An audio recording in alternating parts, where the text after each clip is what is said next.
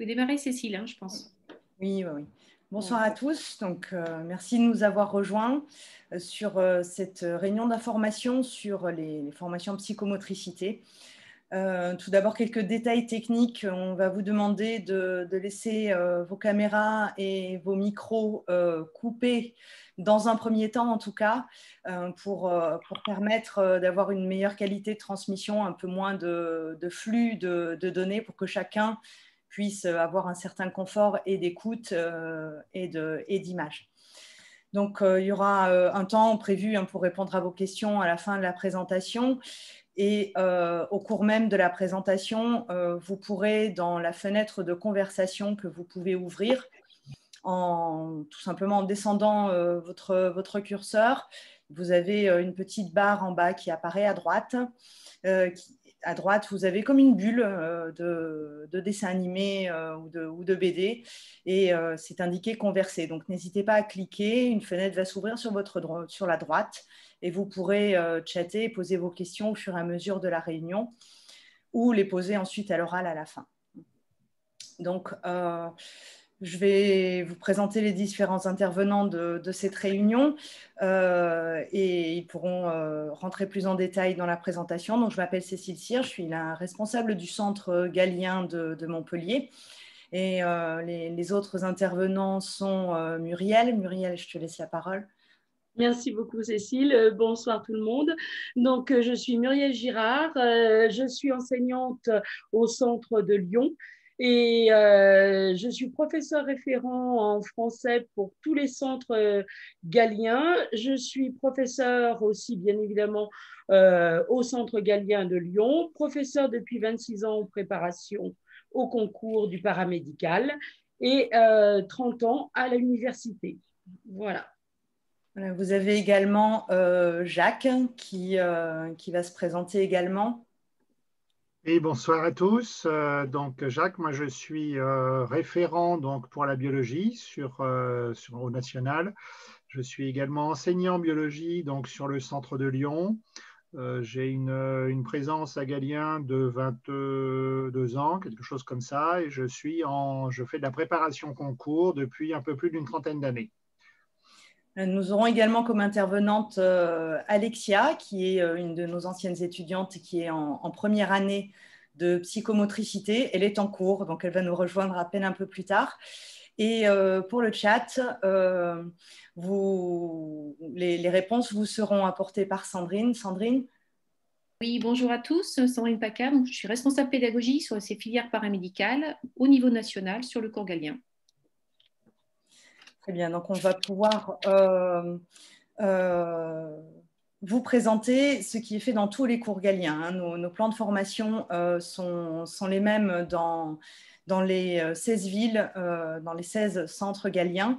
Donc, la coordination est assurée par les enseignants référents, hein, comme Muriel ou comme Jacques, pour s'assurer des différents programmes. Et nous allons donc dans un premier temps parler un petit peu de la profession de psychomotricien, puis s'attacher un peu à détailler les différents modes de sélection et enfin vous présenter ce qu'on fait pour faciliter cette sélection et faciliter l'entrée dans le supérieur à nos étudiants. Donc, en ce qui concerne les compétences qui sont nécessaires pour ce métier, évidemment, c'est très lié aux différents rôles Donc, le psychomotricien ou la psychomotricienne sont dans la rééducation, pas au sens kinésithérapeute du terme, mais c'est vraiment lorsqu'il y a des difficultés psychologiques qui sont exprimées par le corps. Il y a souvent des liens entre les deux. Tout ce qui intervient dans le mouvement, l'action, la communication verbale ou non verbale. Donc, le psychomotricien ne peut agir que sur prescription médicale, hein. Et la patientèle représente une grande diversité d'âge, hein. Donc, la plupart des psychomotriciens exercent dans des structures, qu'elles soient hospitalières, des centres spécialisés, des centres médicaux, psychologiques, voire médico-sociaux. Très peu, 20%, exercent en libéral, tout simplement parce que les actes en libéral ne sont pas remboursés. Donc, vous voyez que ces différents rôles sont liés à des compétences et à des qualités qui peuvent être communes à tous les métiers du soin, hein, comme le travail en équipe, la patience, l'écoute, une bonne condition physique, hein, les psychomotriciens ont besoin également d'une certaine créativité, hein, pour imaginer des exercices en fonction de leurs patients et d'un grand sens de la pédagogie pour, par exemple, que les exercices soient réalisés également à la maison quand c'est possible pour que la rééducation soit renforcée. Donc, sur la créativité, j'y reviens, que c'est vraiment une facette très importante du métier. Tous mes anciens avec lesquels je suis encore en contact le disent.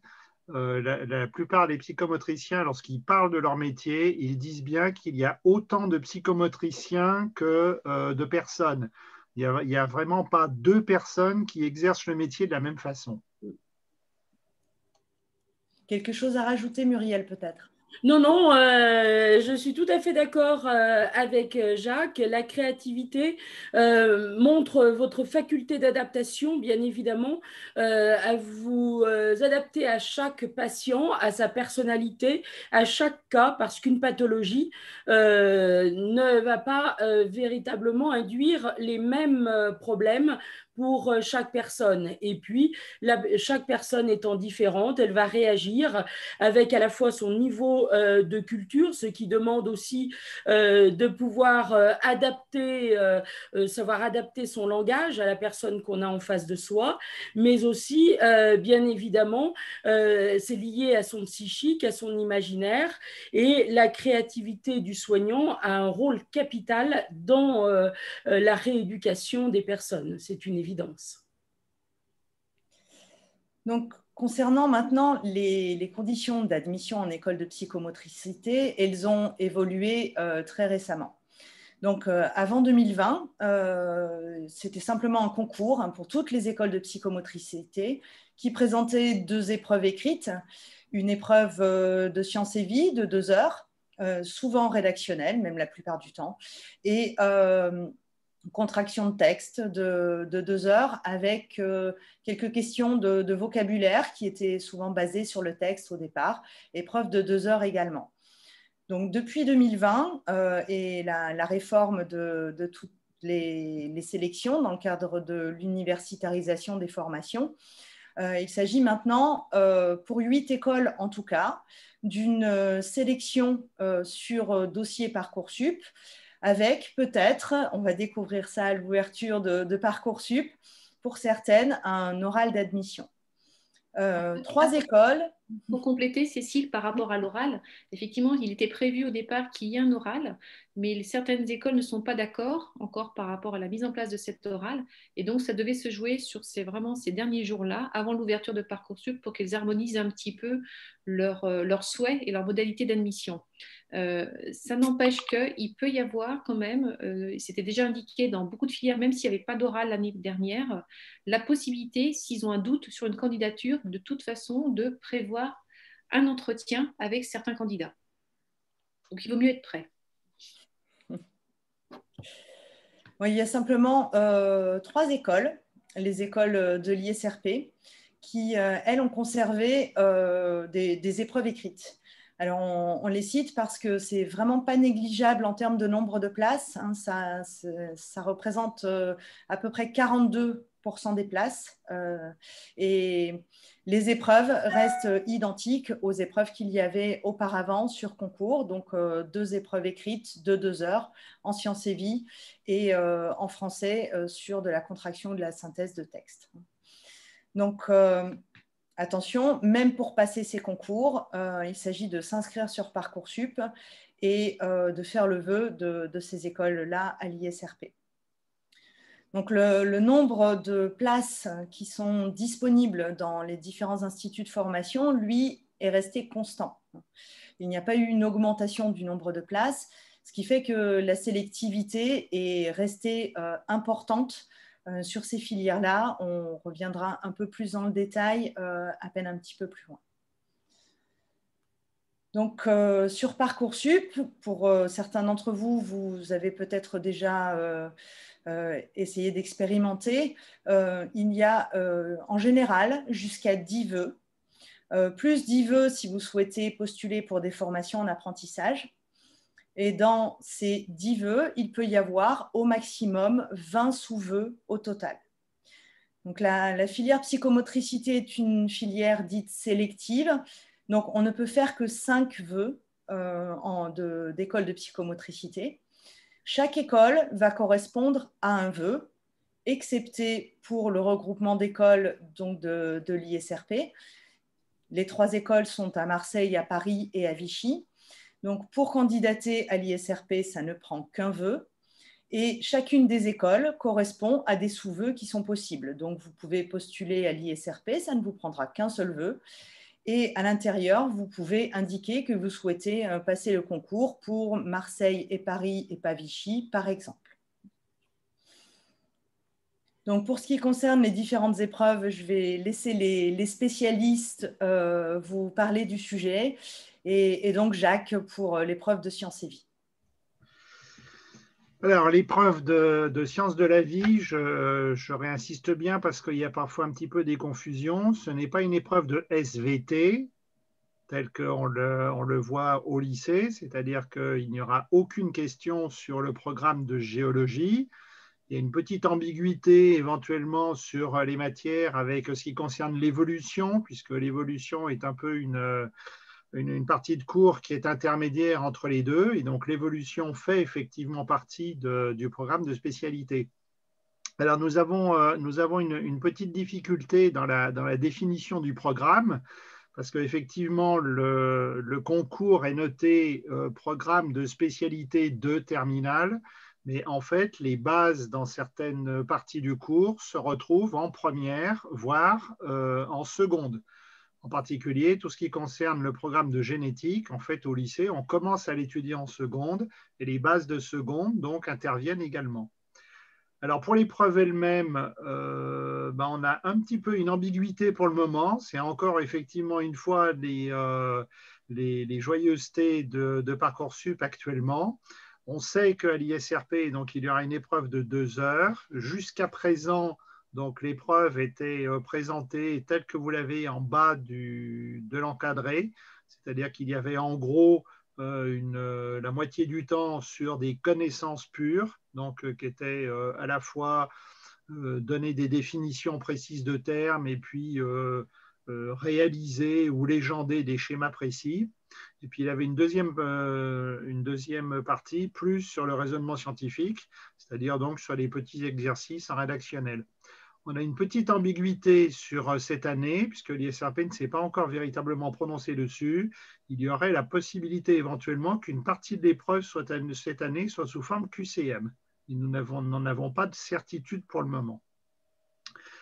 Voilà, alors donc c'est une épreuve qui est très technique. C'est une épreuve qui est, il faut le savoir dès le départ, très loin de ce que l'on attend au baccalauréat.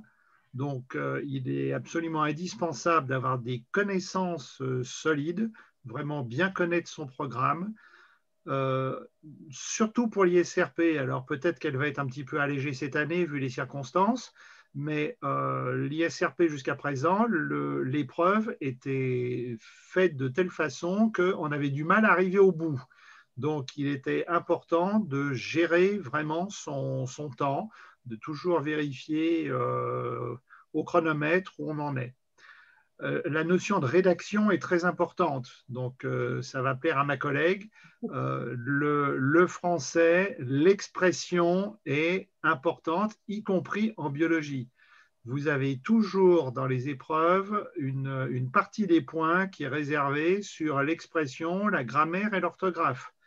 Donc, une épreuve qui est truffée de fautes, vous allez avoir forcément un handicap de notation.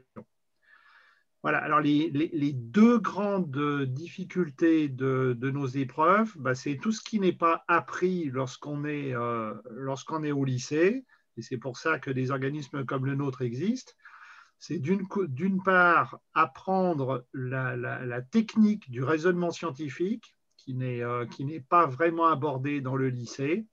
Je n'arrête pas de marteler à mes étudiants qu'en sciences, on fait observation, analyse, conclusion. C'est particulièrement important, y compris dans la vie de tous les jours d'ailleurs, sans qu'on s'en rende compte forcément. Donc, outre l'apprentissage des connaissances, il va falloir également apprendre à rédiger un exercice vraiment dans cette technique-là. C'est-à-dire qu'on n'attend pas, comme l'épreuve du baccalauréat, que vous recrachiez vos connaissances comme ceci. On attend vraiment que ce soit une démarche de raisonnement. Et pour le QCM, si QCM il y a, la difficulté, c'est de savoir lire correctement des items de QCM de façon à ne pas tomber dans les pièges, parce que très souvent, les lycéens ne sont pas suffisamment entraînés là-dessus, et il y a parfois des choses dont on ne se rend pas compte, en sachant, je le dis souvent aussi à mes étudiants, que nous avons un cerveau qui est bizarrement construit, c'est-à-dire quand on lit quelque chose de faux, inconsciemment, on corrige, si bien qu'on finit par lire non pas ce qui est véritablement écrit, mais ce qu'on pense avoir lu. Voilà, donc tout ça, c'est bien évidemment des techniques que nous allons aborder dans la préparation. Donc ça, c'était pour l'épreuve de sciences de la vie du concours de l'ISRP. Maintenant, je vais laisser Muriel vous parler de l'épreuve de français. Alors, juste avant Muriel, je suis désolée, peut-être repréciser peut-être l'ISRP, ce que c'est comme institut, où est-ce qu'il se trouve, ça qu'on ne l'a pas précisé. Il n'y a pas forcément... dit tout à l'heure. Ah bon, il y avait une question dans le chat. Quand je réponds en même temps, j'ai du mal à me concentrer. Hein. C'était présenté dans le Parcoursup. Ouais, voilà. Donc, il y avait bien les trois écoles, hein, en fait. Il y avait bien les trois écoles, Marseille, Paris et Vichy. Pour la dernière, tout à fait, pour la plus récente. Voilà. Muriel. Oui, alors pour la partie français, 2 heures sont consacrées donc au résumé ou contraction de texte, quel que soit le libellé des écoles, il peut changer. Il n'y a pas de programme spécifique puisque le résumé, c'est un texte que l'on vous donne et qu'il faut savoir synthétiser en un certain nombre de mots qui sont imposés ou de lignes parfois, voire de cases. Tout dépend en fait les subtilités et les finesses du jury. Donc, une contraction de texte, elle se réalise dans un nombre de mots imposés, avec une marge de plus ou moins 10%, mais il faut savoir que parfois cette marge, elle peut varier aussi. On a parfois des 5%, une marge de 5%, et parfois aussi, on demande aux étudiants de calculer la marge. Donc de calculer le nombre de mots. Et après, on leur demande bien, ce nombre de mots de résumer le texte au 10e, etc. Et là, il faut qu'ils calculent le nombre de mots qu'il faut donc donner. Il faut savoir que le français a le même coefficient, et ça j'insiste, que la SVT, c'est-à-dire que vous ne pouvez pas réussir ce concours si vous avez une faiblesse dans l'une ou l'autre des matières. Vous ne pouvez pas avoir un 8 en biologie et un 12 en français. Avec 10, de toute façon, vous ne passerez pas. C'est évident, vous ne serez pas sélectionné pour les admissions ou même sur liste d'attente. Donc, attention à cela. il faut bien vous dire que les deux matières sont importantes et demandent à être travaillées sérieusement. Je vais renforcer ce que vient de dire ma collègue, dans le sens où très souvent, nous avons des étudiants qui se disent quelque part, au bal français, de toute façon, je vais toujours arriver à me débrouiller, je ferai bien un petit quelque chose, je ne travaille que la bio. Et on se rend compte ces dernières années que très souvent, finalement, c'est la note de français qui a été éliminatoire. Donc, il ne faut vraiment pas faire l'impasse sur l'épreuve. Exactement. Et ce qui veut dire, bien évidemment, que cet apprentissage de la contraction n'est pas simple, puisque c'est une épreuve que vous ne connaissez pas au lycée. On ne vous apprend plus le résumé comme il était avant présent. Donc, il faut déjà que vous puissiez acquérir la méthodologie du résumé. Donc, cela se fait bien évidemment j'allais dire au fil du temps, avec des méthodes, des séries d'exercices pour arriver à maîtriser son style, à le rendre plus précis et plus concis. Cela veut dire aussi bien maîtriser son temps, parce que 2 heures, ça passe très vite, d'autant plus que, comme nous l'avions signifié, il peut y avoir aussi, bien sûr, des questions qui peuvent prendre du temps sur la contraction elle-même. Et puis, il faut aussi savoir compter le nombre de mots, c'est-à-dire qu'il faut savoir ce que recèle le terme de mot. Qu'est-ce qu'on entend par mot? Et bien évidemment, il faut savoir que si vous êtes en dessous ou au-dessus de la fourchette limite qui est indiquée par le jury, eh bien, vous aurez une note éliminatoire, vous aurez 0. Cela veut dire savoir compter 10%. Voilà, savoir compter 10, 5%, tout à fait, ou bien résumer au dixième, voilà. Donc, il faut savoir aussi avoir des bases de mathématiques pour s'en sortir. En général, de toute façon, je les donne, et même si j'arrive à les donner, ça veut dire que tous les étudiants sont capables de les comprendre. Ensuite, il faut aussi utiliser une expression qui soit riche. Le jury veut voir dans votre résumé votre capacité à adapter votre style au style de l'auteur en présence, montrer aussi la variété de votre vocabulaire, parce qu'il faut savoir que dans un résumé, en dehors de certains termes génériques que l'on va reprendre, parce qu'on ne peut pas les remplacer par d'autres termes, eh bien, il faut avoir énormément de vocabulaire et faire appel aux synonymes, aux antonymes, pour pouvoir réaliser un résumé digne de ce nom. Et bien évidemment, il ne faut commettre aucune faute de grammaire ou d'orthographe. Sachez que l'on regarde même la forme de vos accents. Non? Et sachez-le, l'accent horizontal n'existe pas encore dans la langue française. Donc, faites attention à cela. Il faut vraiment faire attention à tout, hein, aussi bien au fond qu'à la forme. Donc là aussi, pour le résumer, il faut être créatif. Tout à fait, tout à fait. Très bien, merci Muriel. Hop. Allez. Alors, je vais toujours prendre la parole pour vous parler aussi de quelque chose qui est important. C'est bien évidemment Parcoursup et les critères de classement des dossiers des candidats. Il faut savoir que dans toutes les écoles Galien, nous allons vous accompagner de façon personnelle, individualisée, pour que vous puissiez remplir votre dossier Parcoursup et que vous puissiez valoriser tout ce que vous avez pu faire, toutes vos activités aussi annexes, vos loisirs, etc., qui vous sont demandés sur Parcoursup. Cela signifie qu'il faut véritablement prendre en compte la qualité de votre dossier. L'an dernier, Covid oblige, il n'y a pas eu d'écrit et toute la sélection s'est mobilisée sur le dossier et uniquement le dossier. Et il faut savoir, là encore, que visiblement, le jury a bien dépouillé les dossiers, a bien regardé tout ce qu'il y avait dans les dossiers pour faire son choix. Hein. Donc, la réalisation du dossier nous prend du temps, nous occupe dans les cours de français pour pouvoir vous accompagner au mieux. Et je prends du temps aussi, des rendez-vous, par exemple, individuels avec mes étudiants pour pouvoir les accompagner dans la mise en place de leur dossier. Alors, que regardent-ils ces jurys dans votre dossier?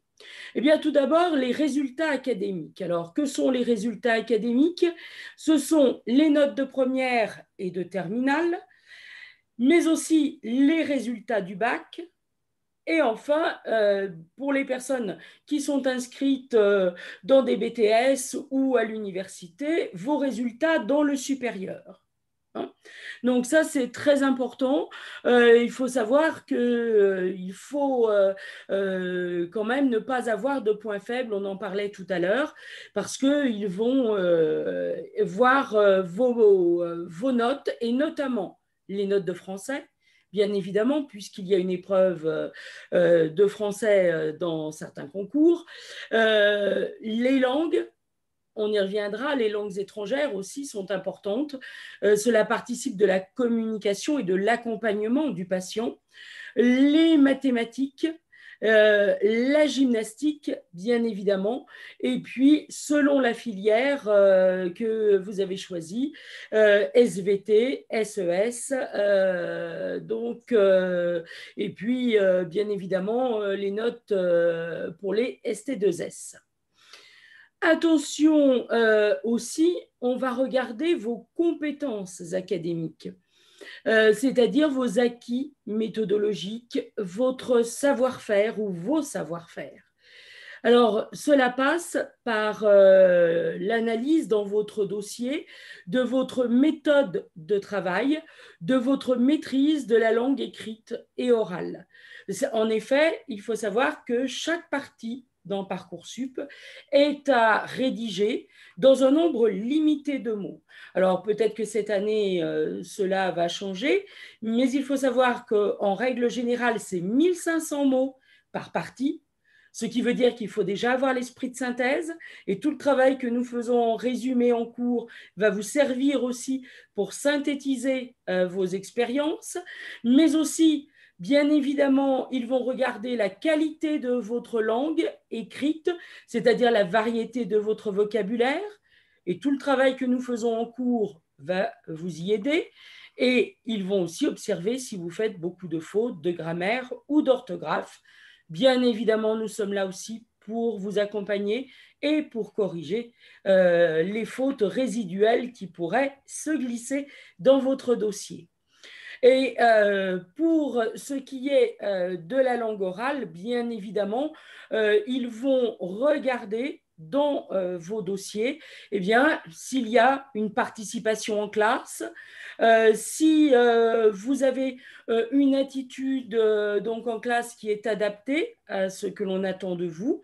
Donc tout cela véritablement est analysé parce que dans votre métier, vous allez toujours aller au-devant des autres par la communication orale. Et il va falloir, comme je vous le disais, adapter votre niveau de langage à la personne que vous avez en face de vous. On ne s'adresse pas en effet à une personne de 90 ans comme on s'adresserait à un enfant de 5 ans ou à un adulte de 35. C'est pour ça et puis selon les cultures aussi, hein, et la culture de la personne. Donc en fait, il faut savoir jouer sur les différents registres de langue. Ils vont donc regarder pour cela, pour se faire une idée de ce niveau, votre projet motivé. Alors, le projet motivé est très important, et ça j'insiste, dans votre dossier Parcoursup. En règle générale, le jury va s'attarder d'abord sur ce projet motivé et puis ensuite vérifier si ce qu'ils ont vu dans le projet motivé correspond à ce qu'ils vont trouver dans les autres catégories, dans les autres subdivisions de Parcoursup. Ils vont aussi regarder les appréciations des enseignants, bien évidemment, votre fiche à venir, ou donc toute fiche donc, de suivi ou votre réorientation. Pardon, excusez-moi.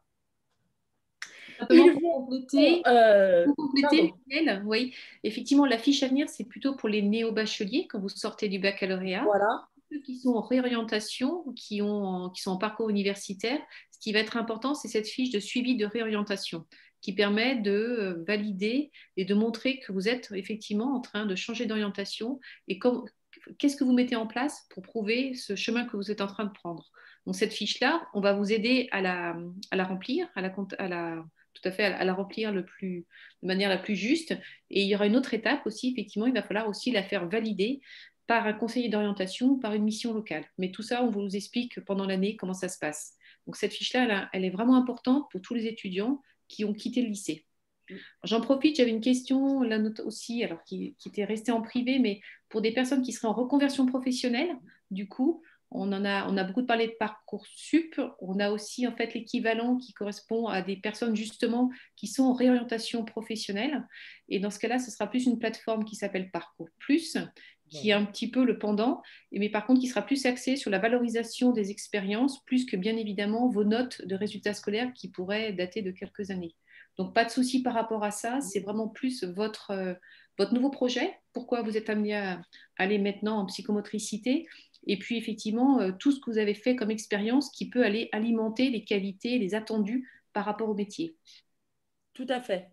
Oui, je vous rejoins, Sandrine. En effet, il faut savoir que chaque année, dans nos groupes, nous avons des gens, et ça représente quand même un certain nombre de personnes qui sont en reconversion. Et nous les accompagnons de la même façon. Et ils ont tout autant de chances que les autres candidats. Bien évidemment, ce qu'il faut mettre en avant, c'est tout ce qui a été fait après, c'est-à-dire aussi bien les compétences que vous avez pu développer dans votre métier, que ensuite les expériences que nous allons vous demander aussi d'avoir durant l'année de préparation. Une petite précision, parce qu'on me repose une question, on me dit que l'école de ligne ne connaît pas Parcours Plus. Alors, Parcours Plus est une plateforme beaucoup plus récente, et l'année dernière, ces filières-là n'étaient pas encore dessus. Donc, c'est possible que ce soit plus un manque d'information, mais logiquement, cette année, il était prévu que toutes les filières paramédicales sélectives arrivent aussi sur Parcours Plus, puisque vous n'aviez pas moyen de mettre en avant vos expériences justement sur la plateforme existante Parcoursup. Donc, normalement, c'est peut-être plus une mauvaise information que vous avez eue ou un manque d'information, d'actualisation, mais c'était prévu. On va voir là, mais renseignez-vous peut-être auprès d'autres écoles. Normalement, toutes les filières paramédicales devaient arriver aussi sur Parcours Plus pour ce type de profil. Merci pour ces précisions, Sandrine. Donc, pour Parcoursup, ils veulent aussi voir, et pour Parcours Plus aussi, hein, votre savoir-être. C'est-à-dire quelles sont vos qualités humaines et relationnelles, mais aussi votre organisation. Tout cela se voit au travers du projet motivé, avec aussi les appréciations des enseignants, la fiche à venir ou la fiche de suivi et de réorientation. Là encore, ils vont vérifier si vous avez donc certaines qualités comme l'empathie notamment. On ne peut pas aller vers le domaine du soin sans avoir un certain nombre de qualités humaines. Cela paraît logique. Ensuite, ils vont voir votre motivation pour vouloir faire ce métier, votre connaissance de la formation, votre cohérence aussi dans votre projet. Alors, cela va bien sûr se traduire par votre capacité à expliquer le projet, votre intérêt pour ce métier et les expériences que vous aurez pu avoir en lien. Alors, ce qu'il faut savoir, c'est que quand il y a un oral aussi, on peut très bien vous demander le contenu des études. Pour eux, c'est très important de savoir si vous avez pris conscience de la durée des études, des matières qui sont enseignées, des systèmes d'évaluation, hein, pour pouvoir aborder sereinement l'entrée dans leurs instituts. Cela passe par le projet motivé, bien évidemment, qu'ils vont là aussi étudier. Et comme vous le voyez, on le retrouve de partout. Ce projet motivé, il est véritablement capital. Et la rubrique activité, centre d'intérêt, où là, il va falloir montrer aussi que vous avez une capacité à vous intéresser à beaucoup de choses, à être curieux, à avoir une créativité, on en parlait tout à l'heure, et qui est primordiale et qu'il faut faire ressortir dans vos centres d'intérêt, et aussi, bien évidemment, montrer que vous avez eu des expériences en lien avec votre futur métier. Et puis, donc, ils vont aussi regarder les engagements, les activités et les réalisations extrascolaires. Donc, cette partie-là, plus précisément, eh bien, c'est pour voir si vous êtes allé au-devant de personnes en souffrance. Vous allez être des soignants et il est bien évident qu'un soignant ne peut pas dire « je veux soigner » tant qu'il n'a pas été au contact de ces personnes. Et surtout, quand il n'a pas vu, notamment des personnes, aussi bien des personnes âgées que des personnes handicapées ou des enfants. Comment dire, je veux rééduquer des personnes si vous n'êtes jamais allé au-devant des personnes en souffrance. Nous, à Galien, nous avons pour donc règle de vous demander de faire 2 semaines de stage durant l'année. Ces semaines sont banalisées et vous permettent en fait de pouvoir aller sur les lieux de stage chez des psychomotriciens ou bien dans des centres où les psychomotriciens travaillent, afin que vous puissiez voir des psychomotriciens à l'œuvre et surtout avoir des regards différents. Comme le disait mon collègue Jacques tout à l'heure, il y a autant de psychomotriciens en fait, qu'il y a de soignants puisque chacun est différent. Donc, autant en voir le plus possible. Et puis, vous allez avoir aussi, bien évidemment, vos engagements dans le domaine de la santé ou du social. Il faut savoir que tous nos étudiants s'engagent durant l'année de 2 façons. Ils s'engagent sur le court terme, sur le court terme, ça dépend, mais sur des actions, on va dire, de groupe qui les occupent un certain nombre de semaines, notamment pour la collecte de fonds. Nous, par exemple, à Lyon, nos étudiants sont en train d'organiser un escape game dont les fonds seront reversés à une association.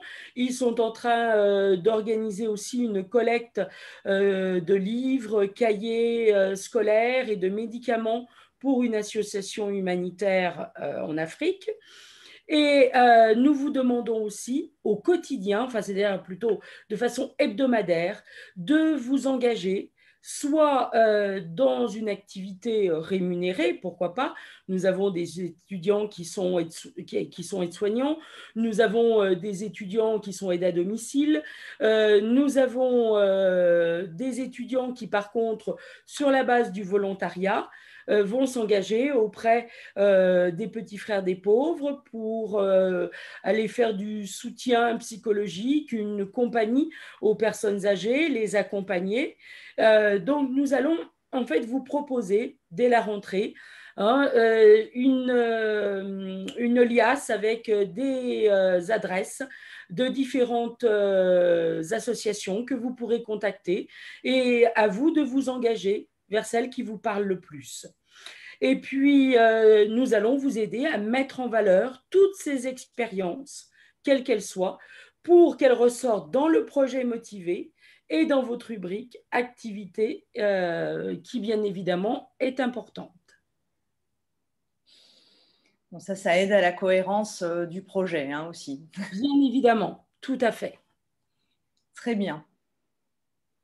Donc, comme je vous le disais, pour valoriser son dossier de candidature, qu'il soit un dossier de candidature Parcoursup ou Parcours Plus, et pour aussi, bien évidemment, pouvoir avoir des expériences et de quoi parler lors des oraux, parce qu'il faut savoir que lors des oraux, ça va revenir.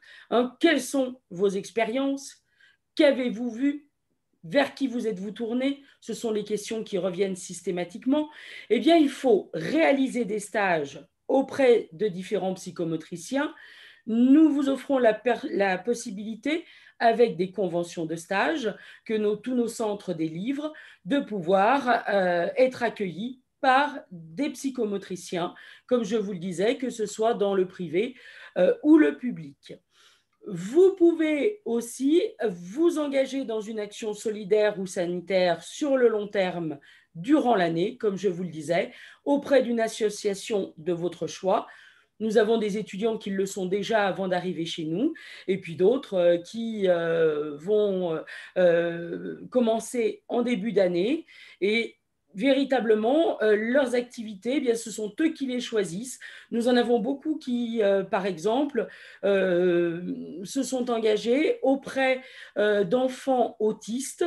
Ils vont justement participer d'un programme qui s'appelle le programme des 3I, où il faut solliciter en permanence l'enfant, le pousser à agir pour gagner en autonomie, et puis le familiariser avec l'autre, puisque très souvent les enfants autistes ont du mal à venir à créer du lien avec la personne qui est en face d'eux. Vous avez aussi donc à élaborer un projet de groupe à vocation sanitaire ou sociale avec une partie de la classe ou toute la classe. Il faut savoir, par exemple, l'escape game est organisé par toute une classe de psychomotriciens. Pour la collecte donc je vous parlais de la collecte des médicaments et la collecte des fournitures scolaires, eh bien, la classe est partagée en deux groupes. Non. Et puis, ils organisent cela en essayant aussi de se faire connaître via les médias, de médiatiser tout cela. Et croyez-moi, ça marche. Ok. Donc, souvent, la question qui nous est posée, un peu moins en psychomotricité parce qu'il reste des concours, mais c'est en fait, si je ne veux pas passer par le concours, pourquoi intégrer une classe préparatoire? Donc, je pense qu'après les différentes explications, vous aurez déjà compris tout l'intérêt. Mais on peut vraiment le voir, quand je vous disais tout à l'heure que c'était une formation qui restait très sélective. On a recueilli quelques chiffres que vous pouvez tout à fait consulter vous-même sur Parcoursup, avec quelques-unes des écoles de psychomotricité, pas toutes, ça aurait été un peu illisible sur cette présentation. Donc, vous voyez par exemple qu'à Lille, pour 80 places disponibles, il y a eu 1131 vœux confirmés, et à la fin de la phase principale d'admission, le rang du dernier admis dans le classement qui avait été effectué par l'école était 198e. Donc, si on fait le rapport pour avoir un taux de sélection, ça représente donc 17,5% de ceux qui ont fait un vœu confirmé qui ont été admis. Donc, quand on parle de sélectivité, on voit à Lyon, ça a été encore plus sélectif l'année dernière. Donc, c'est compliqué de faire une moyenne parce que c'est vraiment école par école. Donc, je ne saurais trop que vous conseiller d'aller voir les chiffres vous-même sur Parcoursup. Vous pouvez le faire dès maintenant. En allant sur le site Parcoursup, vous cliquez sur un bouton où c'est indiqué « Formation 2020 ». Et là, si vous allez sur la fiche de l'école, tout en bas de la fiche, vers la droite, vous aurez le rapport de la commission d'examen des vœux qui vous permettra de voir quel était le taux de sélectivité de cette formation.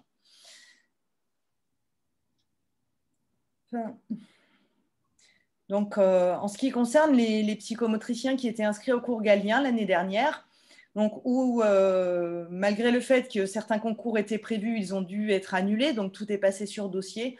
Donc, en moyenne, 54% de nos inscrits ont été admis, ce qui, comparé au taux de sélectivité, nous a rendu fiers, on peut le dire, hein, parce que quand on compare un 17% à un 54%, on était vraiment très heureux pour nos étudiants l'an dernier et on a eu vraiment de bons retours.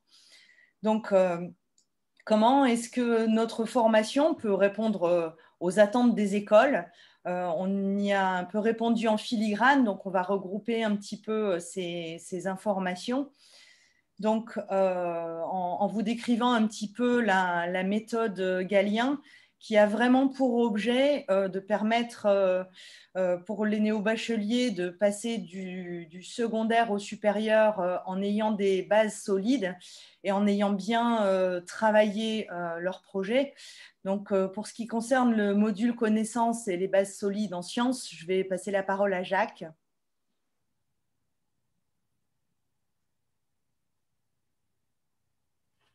Jacques, est-ce que… Oui, pardon, je n'avais pas ouvert mon micro. Oui, j'allais dire que j'ai déjà en partie répondu tout à l'heure là-dessus. Pour acquérir les bases, donc j'ai bien dit tout à l'heure que même si le concours officiellement c'était le programme de terminale, en fait, on est sur un programme nettement plus large.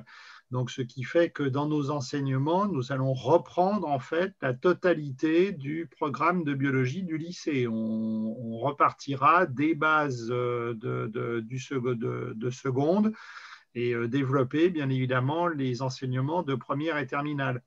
Alors, qui ne sont pas seulement une reprise de l'enseignement du lycée, c'est-à-dire que souvent mes étudiants sont un petit peu surpris parce que ils me disent parfois, mais ce truc-là, on ne l'a pas vu. Alors, je leur dis, si, vous l'avez vu, sauf que votre enseignant, il vous a montré un petit document pendant 30 secondes, et puis moi, je reste 1 heure dessus, parce qu'effectivement, on va creuser beaucoup plus les connaissances, les détails. On va être en lien aussi avec le français, j'y reviens, c'est un peu notre dada à tous les deux avec Muriel, mais en ce qui me concerne en tout cas, je travaille beaucoup aussi sur les connaissances d'étymologie. Donc mes étudiants sont toujours un peu curieux qu'on fasse du grec dans la biologie, mais c'est quand même important. Et du coup, ça peut aider aussi pour le français. Voilà. Et puis, il va y avoir bien évidemment un travail d'acquisition de méthodologie. Donc, je l'ai dit tout à l'heure, le QCM, c'est important. Et puis, bien évidemment, apprendre, parce que ça, c'est souvent une immense découverte de la part de nos étudiants, apprendre les méthodes de raisonnement scientifique. Alors, ce qui me permet, je ne sais pas si Sandrine a répondu sur certaines questions que je vois passer. J'attendais voilà, que vous alliez justement Voilà. peut-être oralement pour tout le monde. J'ai vu passer Ouais, des questions sur le travail personnel. Alors, c'est un peu compliqué à répondre parce que, bien évidemment, tout va dépendre de votre parcours initial. Avec maintenant la manière de pouvoir fonctionner en lycée, on peut se retrouver avec des étudiants qui vont arriver, par exemple, en n'ayant pas fait la SVT. Donc, ils vont devoir récupérer en fait tout ce programme. Il est évident qu'à ce moment-là, on ne va pas être dans les mêmes circonstances. Alors, moi, j'ai toujours, pour être plus concret sur les questions, moi, j'ai toujours une petite vision des choses. Je dis à mes étudiants, vous voyez le nombre d'heures que nous passons ensemble en présentiel. Eh bien, au minimum, vous devez passer autant d'heures de travail perso à côté. Je ne parle que de la biologie. Voilà. Oui, tout à fait, je te rejoins complètement, Jacques. Il faut véritablement se dire que même pour le français, il y a énormément de choses à travailler, puisque déjà, je vous donne des résumés à faire chez vous et des exercices à réaliser chez vous toutes les semaines, en plus des concours blancs que vous avez. Il faut savoir aussi que vous avez à travailler du vocabulaire, vous avez un certain nombre de mots à travailler chaque semaine et sur lesquels je vous interroge de façon régulière. Vous avez, et les autres enseignants aussi d'ailleurs, et puis vous avez aussi, bien évidemment, le travail personnel sur les cours que nous faisons d'orthographe et de grammaire, les exercices que je vous demande de faire aussi chez vous. Et en parallèle, comme vous le voyez, nous avons fait le choix à Galien de mettre dans votre inscription la certification Voltaire. Donc, c'est-à-dire que tous nos étudiants vont passer cette certification et je vous demande individuellement tous les jours de travailler cette certification qui va vous donner un niveau de français qui sera reconnu au national. Donc ça aussi, c'est important pour valoriser votre dossier Parcoursup. Et bien évidemment, tout cela va prendre du temps. Et je dirais à peu près, comme pour Jacques, il faut vous dire que vous multipliez le temps donc, que vous passez avec nous en classe ou en ce moment en visio, avec bien évidemment le temps que vous allez devoir, travailler seul. Il y a à peu près une vingtaine d'heures à peu près de cours, que la question était posée au niveau du rythme hebdomadaire. Et sur la partie, effectivement, SVT, on est autour de c'est 9h30 l'année prochaine, mais voilà, sur un nombre de semaines. Mais voilà, voyez à peu près. Et pareil, en français, vous aurez 2 heures, plus la partie aussi sur la partie certification Voltaire, et 2 heures sur le résumé. Donc voilà un petit peu pour vous donner un ordre d'idée. Vous allez être vite sur des semaines qui ressemblent un peu au lycée, avec donc une vingtaine d'heures en cours et comptez bien une dizaine d'heures à peu près en travail personnel par semaine. Et ça amène à une autre question. Je pense que c'est intéressant peut-être de la faire remonter pour tous. Quel est le niveau attendu au certificat Voltaire? Alors, il y a une autre. Un élève moyen, de façon générale, peut-il avoir une chance d'être accepté?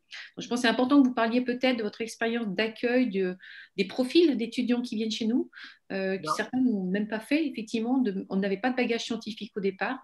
Donc, je pense qu'on a quand même une chance pour tous, mais je vais laisser parler les professionnels. Si je peux ajouter simplement par rapport à la durée de travail, je crois qu'il faut être très clair. Une prépa, c'est du temps plein. Donc, on peut difficilement faire autre chose en même temps. Nous avons parfois des étudiants qui, par exemple, s'inscrivent à la fac pour suivre à la fois la fac et la prépa. Et en général, ça se termine par la cata des deux côtés. Tout à fait. Pour ce qui est donc de s'inscrire à côté, oui, en effet, je pense qu'il faut faire très attention à cela. Bon, vous aurez aussi, comme je vous l'ai dit, vos engagements donc citoyens, vous aurez vos expériences. Donc là aussi, ça va vous prendre du temps.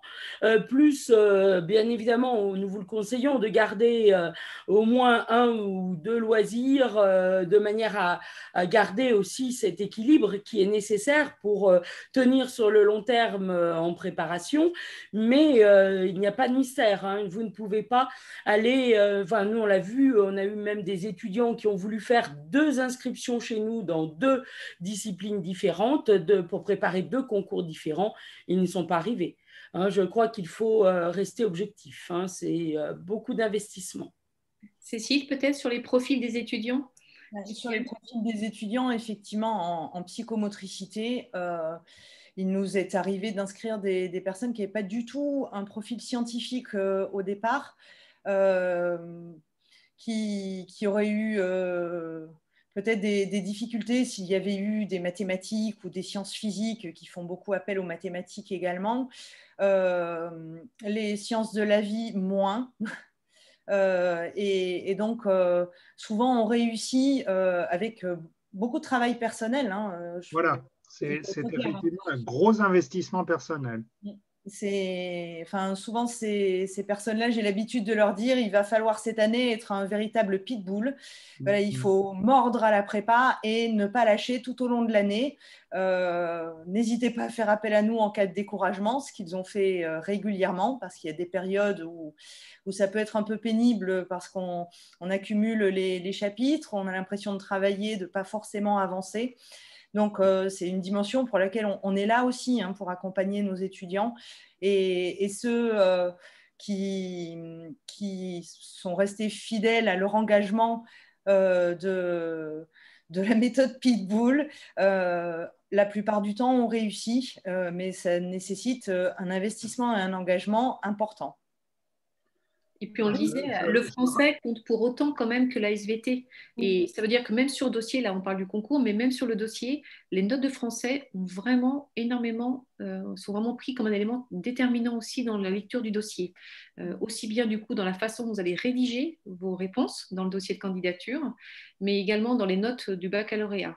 Donc tout ne se joue pas sur la partie, sur le bagage scientifique. Non, et de toute façon, nous le voyons chaque année, les gens qui viennent de parcours qui ne sont pas scientifiques, s'ils s'en donnent les moyens, s'ils travaillent, et il n'y a pas de raison, ils réussissent, on les voit réussir comme les autres, hein. Nous avons vraiment des gens qui viennent de tous horizons. J'avais une question tout à l'heure alors on a un petit peu passé sur les expériences qui me disaient justement, qui se demandaient comment on fait pour faire une action solidaire en plein Covid actuellement. Alors, eh bien, c'est réalisable, croyez-moi. Alors, je vais prendre l'exemple de mes étudiants d'orthophonie qui, eux, cette année, ont décidé de collecter des fonds pour l'UNICEF. Donc, bien évidemment, tout le monde enfin, ils sont chacun chez eux. Ils ont décidé de créer des décorations de Noël, des gâteaux, fabriquer des gâteaux, plein de petites choses comme ça, des centres de table, etc., avec beaucoup de créativité et de talent. Et ils ont demandé à l'UNICEF s'ils pouvaient donc vendre aussi les produits de l'UNICEF ainsi que leur créativité lors d'un marché, un petit peu entre guillemets, d'un marché de Noël qui se situe toutes les fins de semaine dans une petite ville à côté de Lyon. Et tous les week-ends, en ce moment, depuis le début décembre, ils sont présents. Ils récoltent des fonds. Ils en sont déjà à plus de 800 € à l'heure actuelle. Et ils sont entourés d'un marchand de sapins et d'un marchand d'huîtres qui ont décidé eh bien, de leur reverser 1 € pour chaque sapin vendu et 1 € pour chaque bourriche d'huîtres vendue. Donc, vous voyez, on peut trouver, même par temps de Covid, des solutions. Il suffit d'avoir un petit peu d'imagination et les gens sont contents justement de voir une petite animation et de pouvoir acheter des petites décorations à un moment où on n'a pas obligatoirement l'esprit à la fête. Cécile, vous avez un complément par rapport aux recherches des étudiants sur les stages ou sur les expériences, sur les engagements?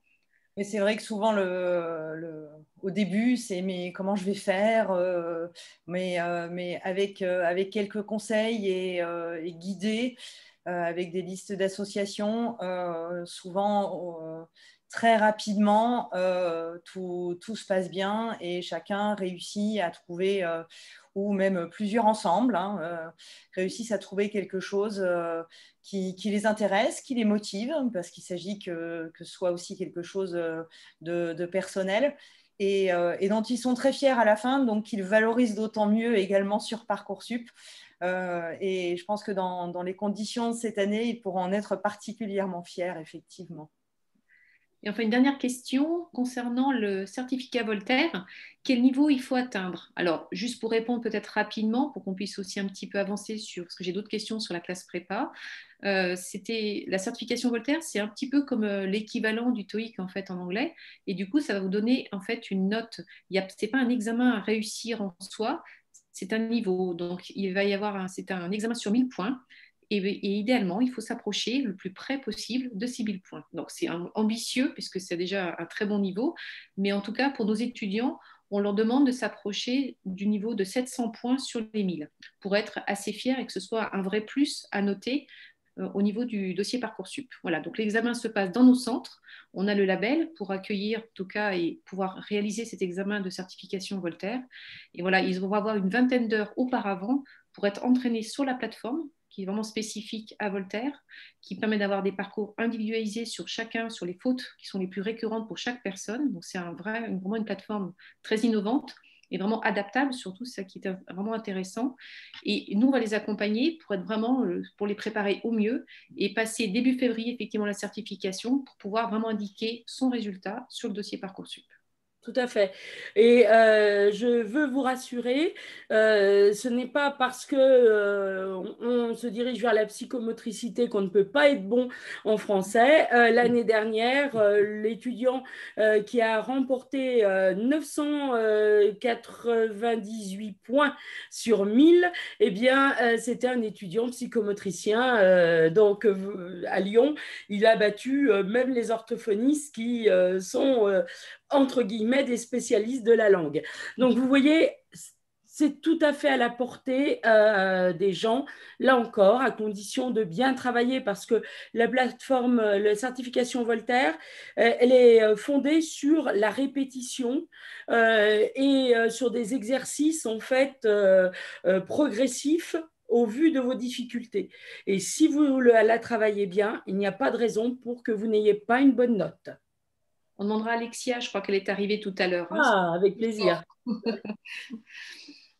Donc pour vous résumer cette méthode Galien, que ce soit une sélection via Parcoursup ou que ce soit une sélection par concours, les attendus de ces sélections restent les mêmes et notre rôle reste le même, celui de vraiment assurer des compétences notionnelles, que ce soit en termes de notions pures ou de méthodologie de travail, de raisonnement, mais également de s'assurer de son orientation, donc de mûrir son projet, de le travailler, de l'approfondir et donc d'initier sa mise en action.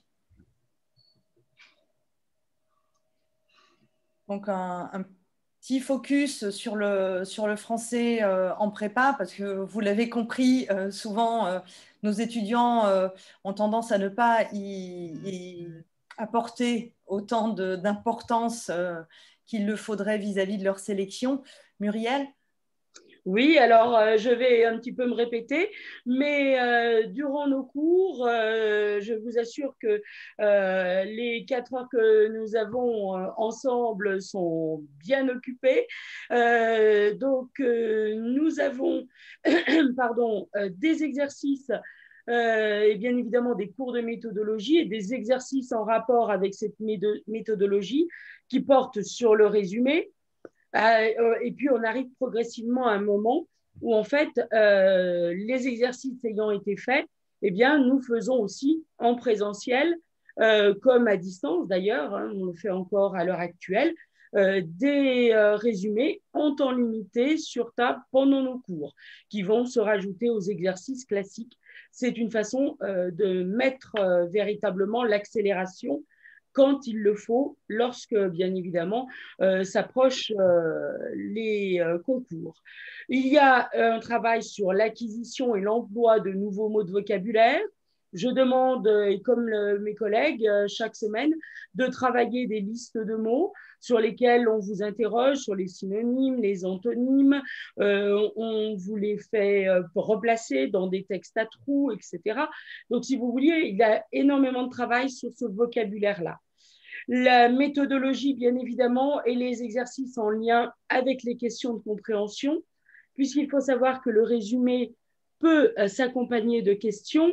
Parmi ces questions, vous avez la plupart du temps des mots extraits du vocabulaire pour lesquels il faut donner soit des synonymes, soit des antonymes, c'est-à-dire des contraires. Si vous n'avez pas suffisamment de vocabulaire, vous ne pouvez pas, bien évidemment, répondre à cette question. Ensuite, il faut savoir qu'il y a les questions de compréhension. En général, on vous donne une phrase extraite du texte et on vous demande ce que l'auteur a voulu dire par là. Ce qu'il faut d'abord, c'est expliquer les mots complexes à l'intérieur de la phrase avant de pouvoir, bien évidemment, en donner le sens général. Nous travaillons aussi, bien évidemment, sur vos points faibles, c'est-à-dire l'orthographe, la grammaire, la ponctuation, au travers d'exercices, là aussi, assez, on va dire, variés, mais qui se prolongent sur le long terme.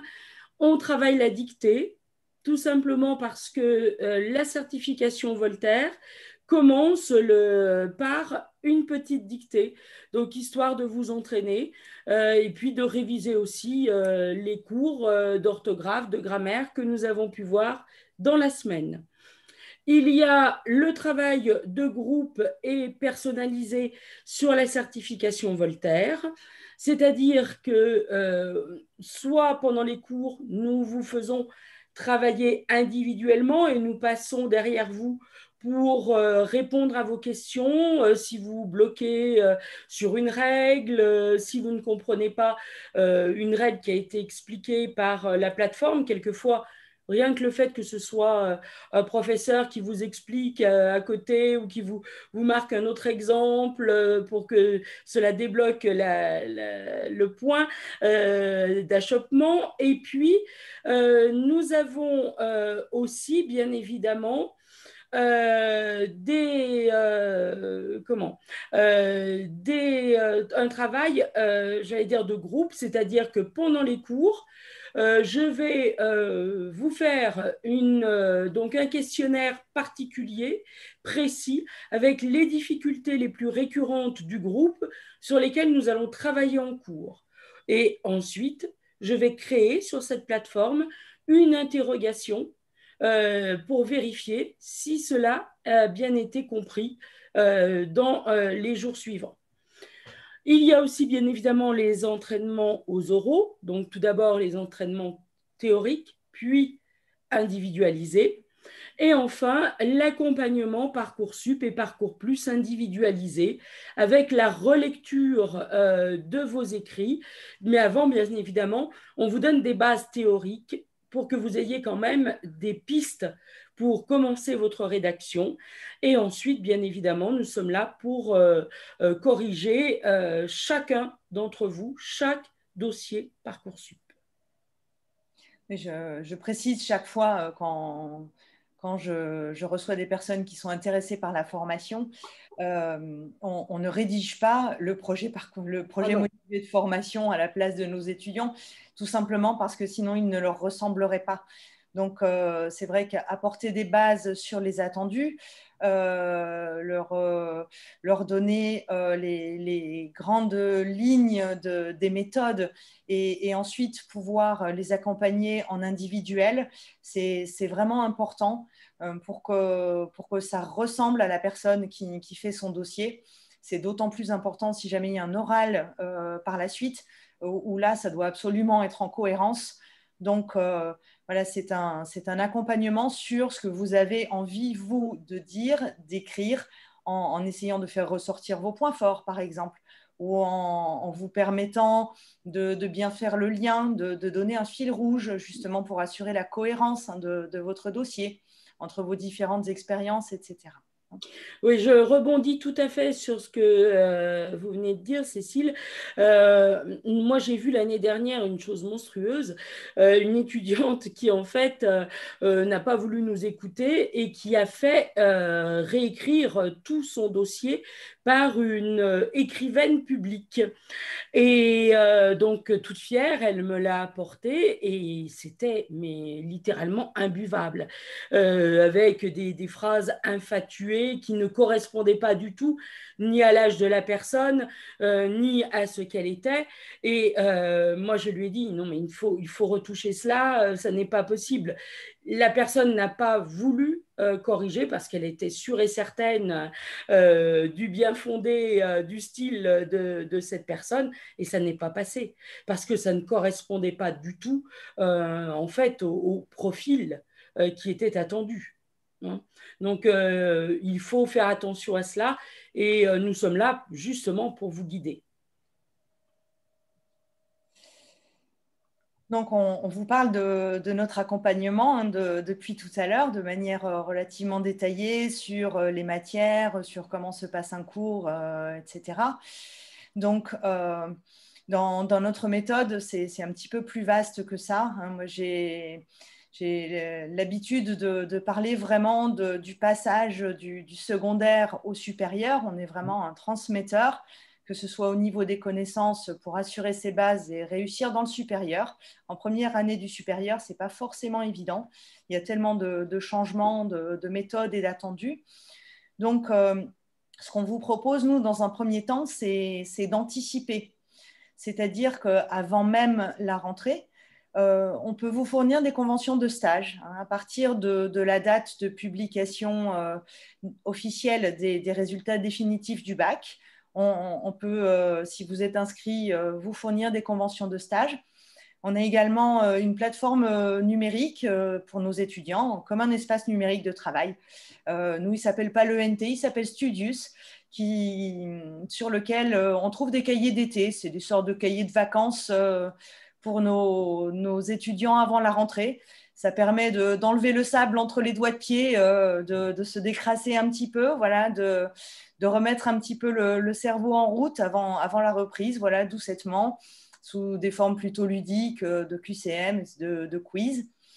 Donc ça, c'est vraiment important d'anticiper et d'arriver à la rentrée en étant prêt à démarrer et à faire tout son travail en bio et en français.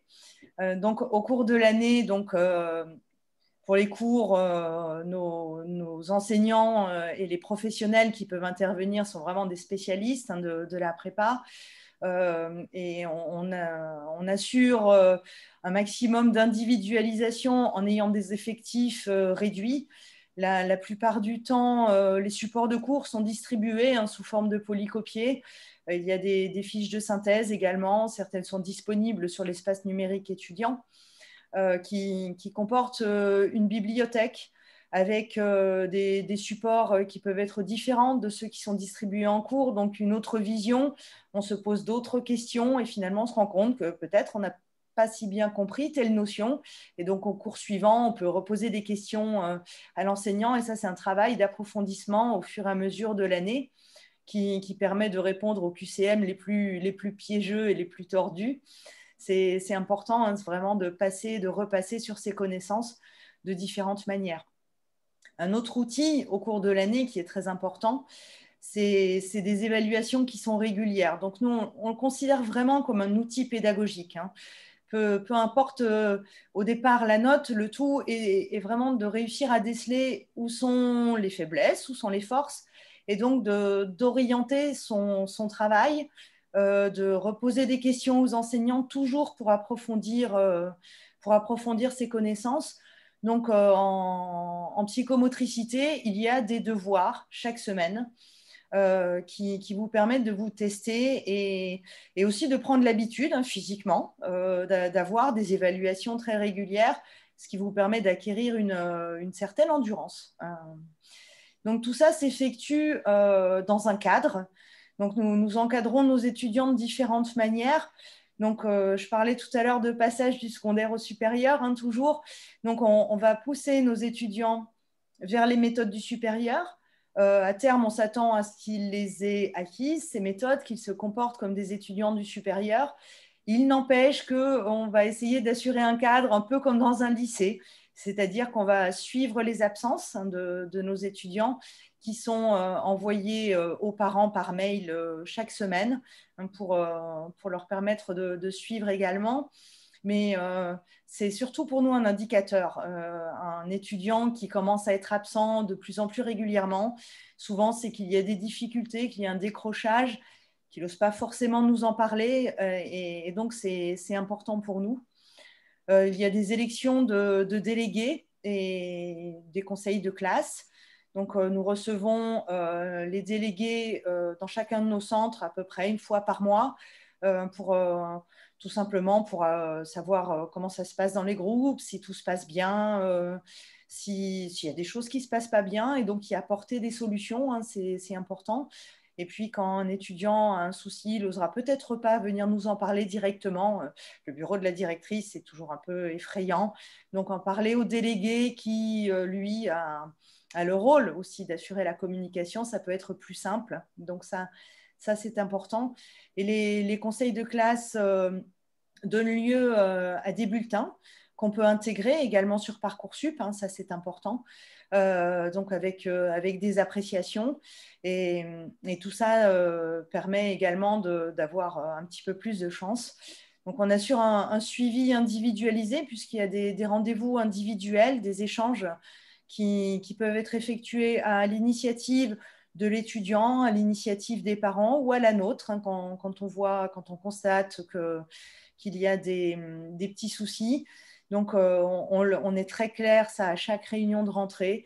On dit à chacun, n'hésitez pas à faire appel à nous, mais on sait bien que ce n'est pas toujours évident, surtout quand on sort du lycée où ce n'est pas forcément facile, hein, de s'adresser à l'administration directement quand on a un souci.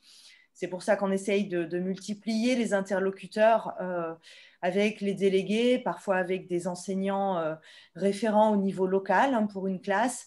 Donc en permettant comme ça d'avoir des interlocuteurs variés, ce qui fait qu'il y a toujours au moins un interlocuteur auquel on ose parler plus facilement qu'aux autres. Et comme ça, on peut essayer de régler les soucis qui peuvent avoir trait tout simplement à la motivation ou à la gestion du stress. Donc ça, c'est vraiment pas rare, hein, qu'on échange à ces sujets-là en individuel, soit dans les centres, les référents de formation ou les chefs de centre. Toujours une boîte de Kleenex avec moi.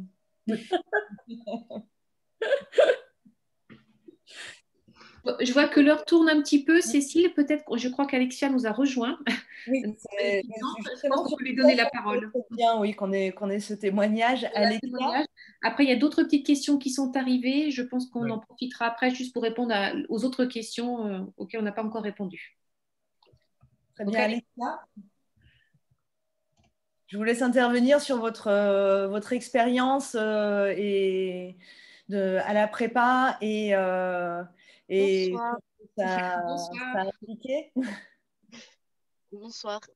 Bonsoir, Alexia. Du coup, je vais me présenter rapidement juste pour que vous sachiez un peu qui je suis et quel était mon parcours avant d'entrer en prépa.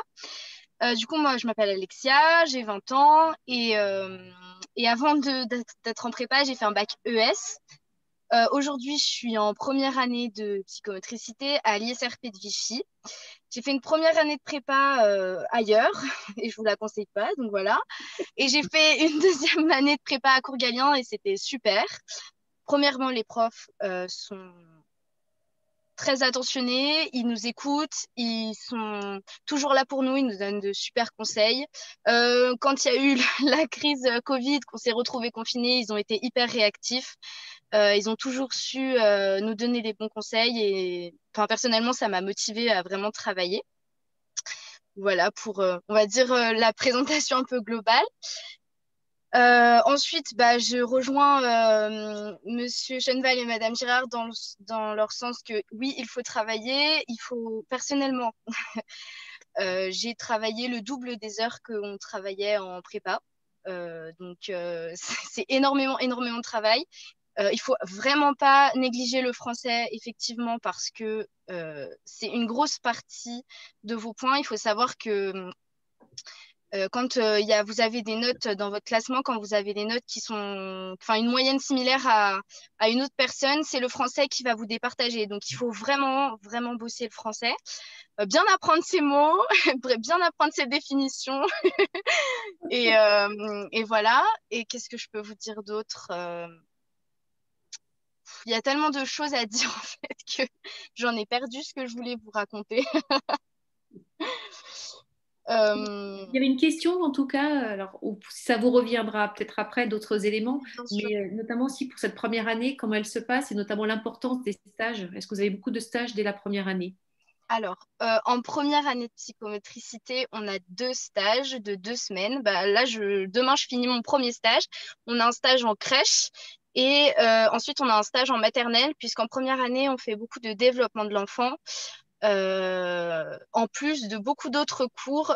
Et d'ailleurs, pareil, encore une fois, apprenez bien vos bases en biologie, parce que je peux vous dire que je suis très contente d'avoir appris comme il faut avec Monsieur Chenval, parce que là, cette année, on revoit tout et sur les sujets sur lesquels Monsieur Chenval a passé 2 heures, on y passe 5 minutes. Donc, il faut vraiment, vraiment, vraiment avoir bien ses bases pour pouvoir assurer, avoir des bonnes notes à ses partiels et avancer aussi pendant ces 3 années.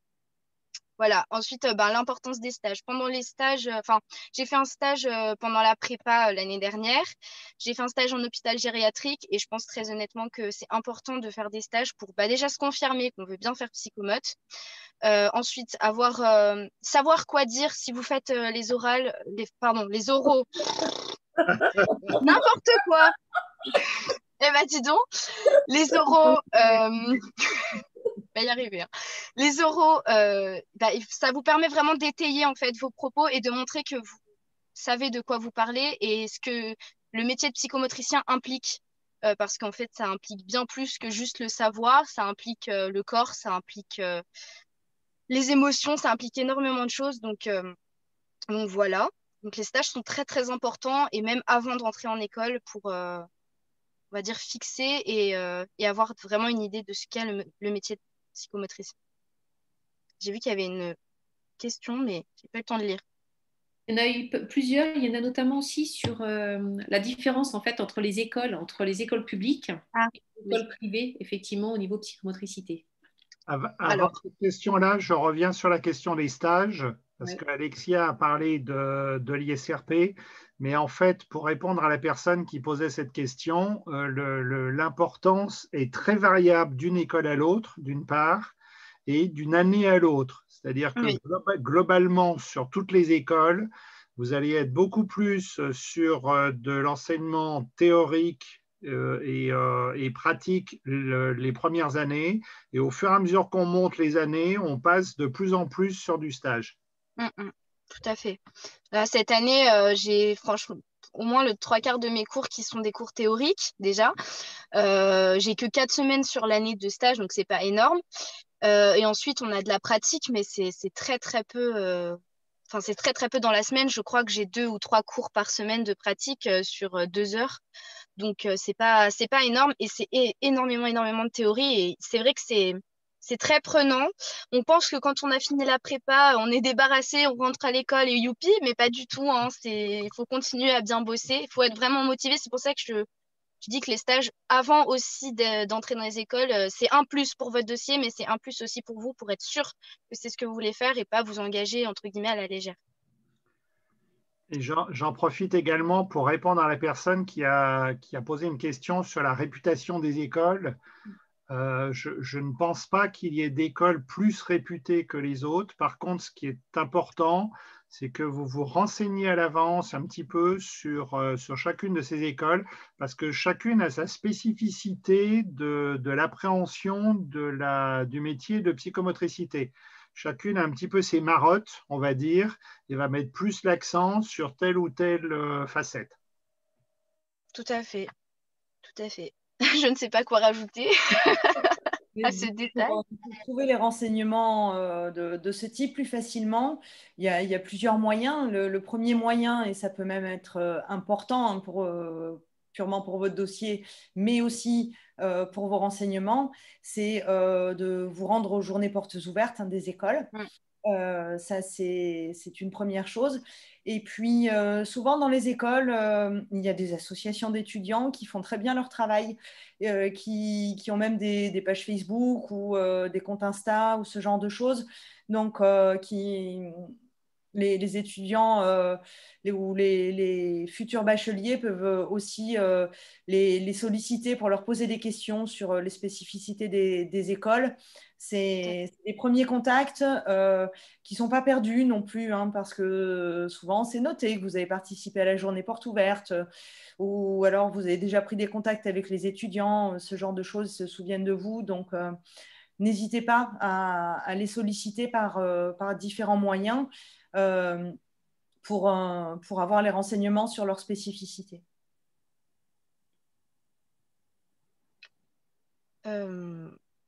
Alexia, il y a une association à Vichy d'étudiants? Oui, on a le BDE en fait de l'ISRP qui est très très actif sur les réseaux sociaux et particulièrement sur Instagram et Facebook.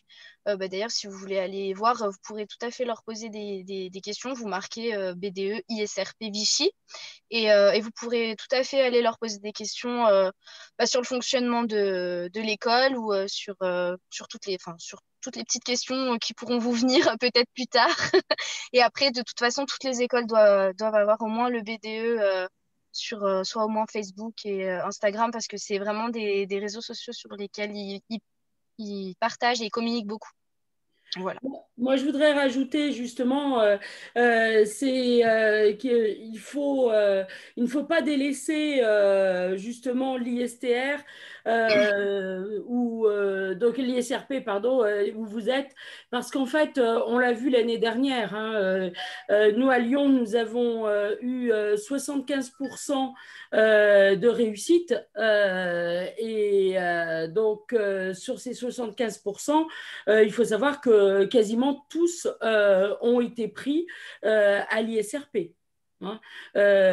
Donc, que ce soit Vichy, Marseille, Paris. Donc, faites attention à cela. Après, bien sûr, beaucoup d'autres ont été pris dans d'autres écoles, mais il ne faut pas délaisser la partie concours. C'est vraiment une belle opportunité. On l'a vu, c'est quand même presque 50% des places qui sont occupées par l'ISRP. Et il ne faut pas négliger du tout cela, hein, vraiment. D'ailleurs, vous en êtes la preuve. Ah oui, totalement. Bah, moi, c'est vrai que j'ai passé deux fins. La première année, j'ai passé une première fois les concours. Et la deuxième année, j'étais donc à Courgalien. Je n'ai pas pu passer les concours. Et d'ailleurs, j'ai été super bien accompagnée, comme je le disais, pour toute la préparation du dossier. Et heureusement, parce que je pense on aurait été tout seul, on n'aurait peut-être pas eu ces résultats-là aussi. Mais c'est vrai que les concours, enfin, c'est hyper important de pas les négliger et de bien les préparer et oui, de se dire qu'il faut les passer parce que si vous bossez bien, il n'y a pas de raison en fait que vous réussissiez pas à avoir une note correcte qui vous permette d'entrer dans une école en fait. En fait, faut bien comprendre que le concours c'est de la sélection, c'est horrible. Mais si vous avez, par exemple, je dis n'importe quoi, 14 en français et 15 en bio, euh, comptez sur le fait que les autres à côté qui n'auront pas fait de prépa et qui auront voulu passer le concours comme ça vont se ramasser et du coup, ça va augmenter votre place en fait dans le classement. Et c'est que comme ça en fait, parce que très souvent, les moyennes sont plutôt similaires et ça se joue à quelques petits trucs. C'est pour ça que aussi, il faut bien travailler le français parce que ça joue sur la sélection. Alexia, il y a juste une question aussi Oui. concernant l'école de Vichy. Quelle est la spécificité de l'école de Vichy, selon vous? Alors, selon moi, je dirais que c'est plutôt la psychologie et la psychiatrie. On a énormément d'heures de cours dessus. Je crois que jusqu'à maintenant, donc, on a eu 3 professeurs différents de psychologie et 2 professeurs de psychiatrie différents. Voilà. Et on n'a pas encore eu de cours de neuro pour l'instant. Donc, pour moi, c'est la spécificité de l'ISRP. Après, est-ce que c'est mieux, est-ce que c'est moins bien? Je ne sais pas. Je pense que chaque école va apporter quelque chose au futur psychomotricien que l'on sera. Et, euh, et voilà, parce que de toute façon, chaque psychomotricien est différent et chaque psychomotricien fait sa propre psychomotricité. Donc, l'école participe à cette construction-là aussi. Et après, c'est l'individu, la personne qui fait son chemin et qui va se forger, entre guillemets, tout seul. Ensuite, voilà. Et là, Merci. justement, je viens de voir une question où je crois que c'est Lynn qui nous posait la question de savoir si c'était possible de rentrer en école de psychomotricité sans avoir fait une prépa. Sachez que c'est rarissime, Ouais. vraiment rarissime. Oui, c'est en fait, enfin, ça arrive. On va pas dire que ça n'arrive pas. Là cette année, avec bon, le fait qu'il n'y a pas eu de concours, il y a plus de personnes néo-bacheliers qui sont rentrées, mais c'est très rare. Dites-vous bien que moi, j'ai fait 2 ans de prépa pour y arriver. Après, je ne sortais pas de S, donc il a fallu que je réapprenne toutes mes bases et que je travaille énormément pour acquérir aussi toute la méthodologie et toute la logique scientifique, parce que c'est pas forcément inné pour tout le monde. Il a fallu que je réapprenne aussi mes bases de français, hein, parce que c'était pas toujours ça. Donc, j'ai eu 2 ans de prépa pour le faire. C'est très compliqué de rentrer. Après, c'est pas infaisable, mais il vaut mieux passer par un an de prépa. Et même si, dites-vous bien que même si vous rentrez en étant bachelier, moi, je vois les filles qui sortent du bac sont mais complètement submergées, n'arrivent pas du tout à gérer déjà la quantité de travail parce que elles n'ont pas été confrontées à une telle quantité. Et ensuite, doivent réapprendre aussi énormément de choses que en prépa, on a quand même appris. Donc, voilà. Après, c'est pas infaisable, on va dire. Pour compléter la réponse sur la notion de rentrée sans prépa, je pense qu'il faut faire la distinction, ceci dit, entre les écoles où vous rentrez directement par Parcoursup et l'ISRP. Le passage par Parcoursup est peut-être plus facile, entre guillemets, pour des lycéens sans passer par prépa. Par contre, un concours sans s'être préparé, c'est quand même relativement mission impossible. Tout à fait. Donc, pour le préparer, ce concours, comment est-ce qu'on fait pour rentrer au cours Galien? Il y a un dossier, une documentation qui est téléchargeable sur notre site. Vous tapez cours Galien dans la barre de recherche de votre moteur de recherche préféré. Et donc, dans cette documentation, vous verrez le nombre d'heures exactes, tout un tas de choses. Et également, toutes les coordonnées des centres Galiens qui existent en France. Donc, rapprochez-vous du centre le plus proche de chez vous. Il pourra vous donner un rendez-vous individuel, alors que ce soit sur place, en présentiel, auquel cas on assure bien évidemment toutes les précautions d'usage. C'est vraiment important en ce moment. Ou en visio également. Donc, comme ça, vous pourrez avoir déjà une idée des personnes qui vous accompagneront et du cadre aussi, si vous venez au centre, et des différentes spécificités locales en fonction des écoles préférées des étudiants à cet endroit-là, etc. Donc, à l'issue de l'entretien, il y a une réponse rapide concernant votre admission. Et donc, vous pouvez finaliser votre inscription.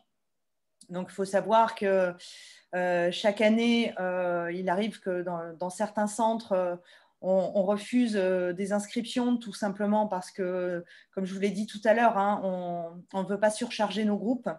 Notre effectif est limité. Donc, dans la mesure, et je dis bien dans la mesure où vous êtes sûr de votre projet, voilà, vous avez la possibilité de vous préinscrire. Les inscriptions sont déjà ouvertes. Et donc, comme ça, vous pouvez attendre un peu plus sereinement les résultats Parcoursup de cette année. Je précise également, ça c'est un point important, si par exemple vous avez fait la demande sur Parcoursup et que vous faisiez partie des heureux élus dès cette année, à ce moment-là, votre inscription est annulée. S'il y a eu des sommes déjà perçues, elles sont remboursées, à l'exception de 50 € qui sont conservés pour les frais de traitement administratif du dossier. Donc, voilà, c'est quelque chose que vous pouvez faire, donc cette préinscription, si vous êtes sûr de votre projet en tout cas. Oui, il y avait une autre question pour Alexia aussi, je pense que quelqu'un demandait un petit peu les notes de terminale d'Alexia en fait. Ouh là là. Mes notes de terminale. Oh. Vous voulez mes notes de bac ou mes notes parce que C'est pour se donner un peu une idée par rapport à votre parcours, voilà les chances qu'on a en fait, hein. Bon, je pense que alors pour vous, ce qu'on disait aussi, c'est que tout le monde a ses chances du moment qu'on s'engage pleinement en fait dans la préparation. tout à Mais fait. peut-être voilà, donner votre avis. Alors, comme je disais, moi, j'ai fait un bac donc économique et social. Enfin, bon, ça ne veut plus rien dire maintenant. Donc, voilà. Bon, en tout cas, j'ai fait de l'économie, de Ouais. l'histoire et des maths, on va dire, globalement. J'ai toujours été une élève assez moyenne. Donc, il me semble que j'avais quelque chose comme 13 de moyenne à l'année. Et j'ai eu mon bac avec mention assez bien. Mais j'ai envie de dire, ça ne veut pas dire grand-chose parce que vous pouvez être complètement submergé au lycée ou en tout cas de pas vous sentir à votre place et du coup bah pas du tout arriver à avoir des résultats que vous pourriez avoir.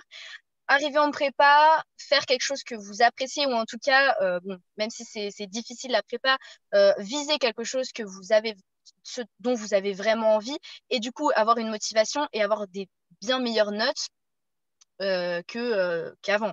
Donc voilà, j'ai envie de dire ça veut rien dire. Après il faut avoir vraiment, oui, une motivation et une envie.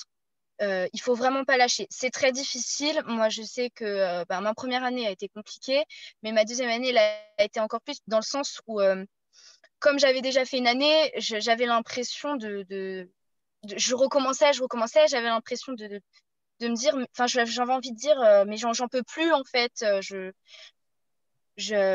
Je sais ça, mais j'y arrive pas, ou j'ai l'impression de comprendre, mais en fait, finalement, bah, je le comprends pas. Et c'est là que c'est vrai que Monsieur Schoenval et Madame Girard ont été d'un soutien quand même très important parce qu'ils ont toujours, en tout cas personnellement, ils m'ont toujours permis de garder la motivation pour travailler et de montrer que bah non, oui, bah ça tu l'as pas compris, mais regarde tout ce que tu as compris à côté ou regarde ce que tu as réussi à côté. Et voilà, il faut savoir que c'est vraiment très difficile. Euh, ça prend psychologiquement, mentalement, physiquement aussi, parce que bah, on passe des heures à travailler assis sur une chaise et c'est pas facile.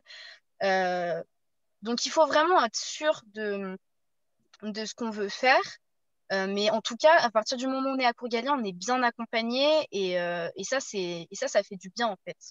Voilà. L'année d'avant, ma première année de prépa, ça n'a pas du tout été le cas et ça a été horrible. Et quand je suis arrivée à Courgalion, j'avais peur de ça. Et finalement, j'ai fait une année, malgré euh, 2 mois et demi en confinement, j'ai fait une année super et j'ai été ravie de tout ce que j'ai appris et de tout ce que j'ai de tout ce qu'on m'a apporté en tout cas. Voilà. Je ne sais pas si ça répond bien à vos questions, mais Merci du témoignage.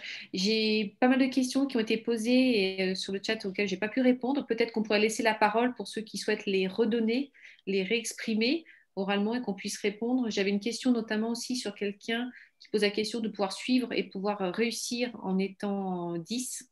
Est-ce que c'est possible? Est-ce qu'on a déjà eu des étudiants? Voilà, il y a une première question. Puis peut-être qu'après, on peut remettre les micros. Enfin, si les personnes peuvent poser directement leurs questions, ce serait plus simple maintenant, à mon avis. Je vous propose d'arrêter le partage d'écran. Effectivement, ce sera sans doute plus simple pour ceux qui le souhaitent de nous poser leurs questions à l'oral au moins. Vous pouvez aussi, si vous le souhaitez,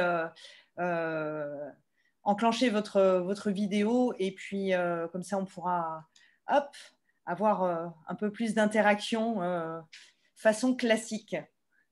Le temps que les personnes se lancent, je vais peut-être répondre à Anaël qui posait une question par rapport à ces options. Effectivement, si vous arrêtez la spécialité SVT en terminale, bah, du coup, le programme de terminale, vous ne l'aurez pas vu, nous sommes bien d'accord. Mais oui, c'est par le travail personnel, c'est tout à fait rattrapable. Si nous sommes bien d'accord que c'est clair dans votre esprit que notre prépa, ce n'est pas une remise à niveau de vos connaissances. Ça sera vraiment un travail d'apprentissage de votre part et ça sera vraiment un gros travail personnel de votre part. Mais c'est tout à fait possible. Donc, est-ce que quelqu'un veut se lancer et poser une question ?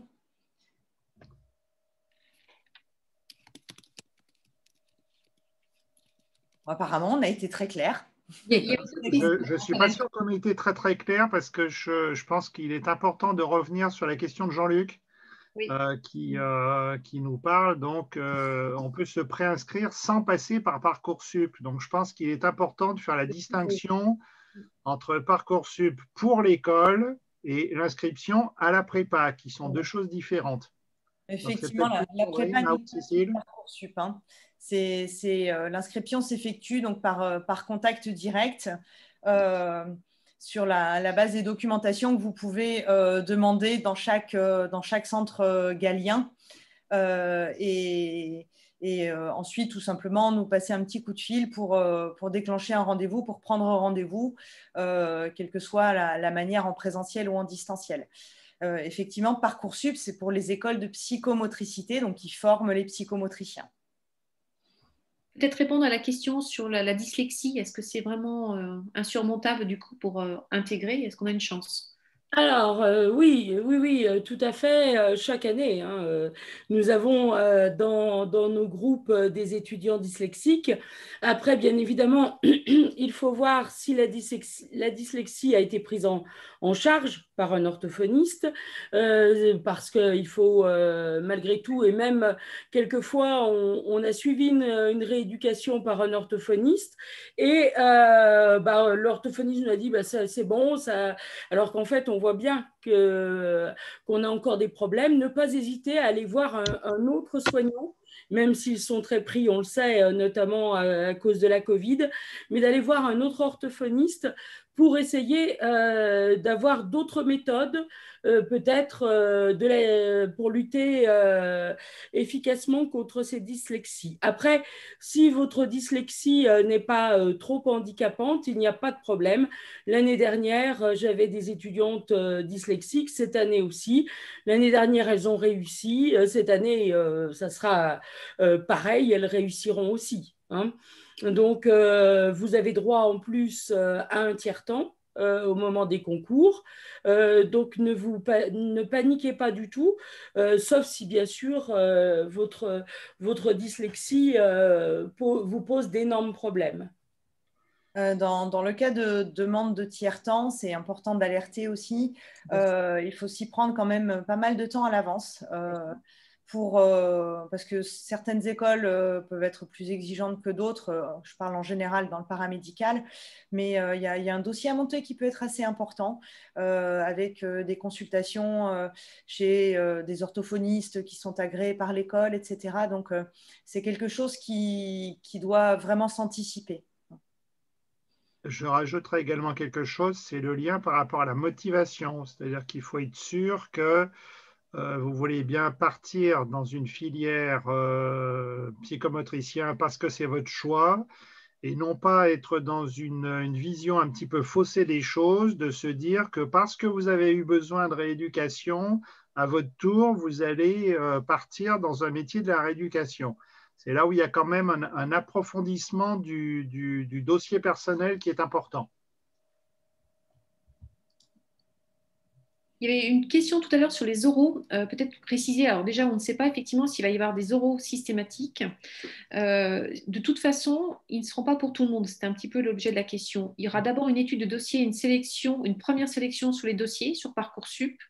Et ensuite, pour une partie de ceux qui seront un peu déclarés comme admissibles, serait proposé un entretien. Voilà, mais de toute façon, il y aura déjà une présélection sur le dossier. Tout le monde n'aura pas droit à un entretien s'il était finalement maintenu, ce qui n'est pas encore complètement sûr. Oui, puis j'ai envie de dire qu'il va y avoir aussi l'évolution de la Covid qui va intervenir là-dessus. Tout à fait. Alors, sur cet entretien futur, on ne sait pas trop non plus exactement quel va être le contenu et savoir si ce sera seulement un entretien motivation ou si ça ne sera pas l'occasion au passage de vérifier les connaissances, par exemple. Enfin, voilà. Donc là aussi, il est important de se préparer un petit peu à tout. Tout à fait, d'autant plus qu'il y avait eu des oraux avant, hein, il y a quelques années de là, que nous avons connus. Et, en fait, ces oraux étaient un mixte, c'est-à-dire que vous aviez souvent un texte, donc avec soit des questions de biologie qui vous étaient posées à partir de ce texte, soit on vous demandait de lire le texte puis de le résumer à l'écrit devant le jury ou de le résumer à l'oral. Donc, et puis après, d'expliquer tel ou tel mot compliqué ou d'expliquer une phrase. Donc, si vous voulez, la problématique reste la même. Et pour cet oral qui pourrait exister, je pense qu'ils se resserviront de ces caractéristiques. Hein, c'est-à-dire un mixte entre motivation, connaissance du métier et puis question aussi de français ou de biologie. Juste une remarque à propos du contexte sanitaire. L'année dernière, dans un contexte de confinement, certaines formations ont choisi d'annuler purement et simplement les oraux, alors que d'autres ont choisi de les faire passer en visio. Alors, ça pouvait être sur différentes plateformes, hein, mais des oraux ont été maintenus malgré le contexte grâce aux moyens numériques qui ont permis d'assurer la continuité pédagogique. Tout à fait. Je reviens un petit peu en arrière aussi sur les questions. Il y avait une question sur la distinction ISRP et IFP de Lille. En fait, les appellations sont spécifiques de chaque école. Mais d'une façon générale, quel que soit le sigle, vous avez toujours la notion que c'est un institut de formation de psychomotricité. Et c'est le même diplôme, c'est un diplôme d'État. C'est le même diplôme, c'est un diplôme d'État. Voilà.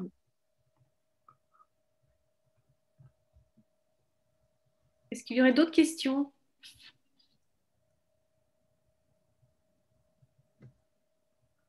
Non? Bon. Dans ce cas, exhaustif. Quoi qu'il en soit, si jamais vous aviez d'autres questions plus tard, hein, n'hésitez pas à contacter par téléphone les différents centres galiens des villes qui vous intéressent le plus.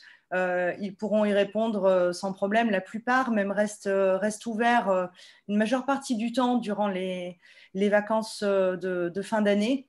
Donc, sachez que vous pouvez les joindre si jamais, juste à la fin de cette réunion, vous vous dites « Oh mince, j'aurais dû poser cette question ». Il n'est pas trop tard, vous pourrez appeler demain ou la semaine prochaine les différents centres galiens, vraiment n'hésitez pas.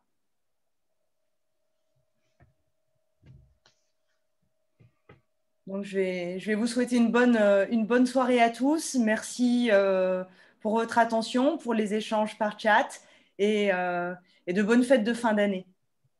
Merci. Au revoir. Au revoir. Au revoir.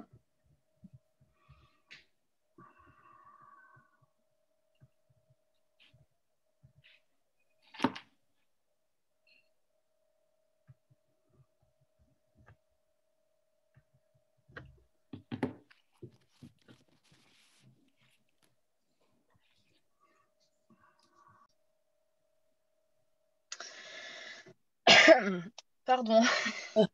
On a pris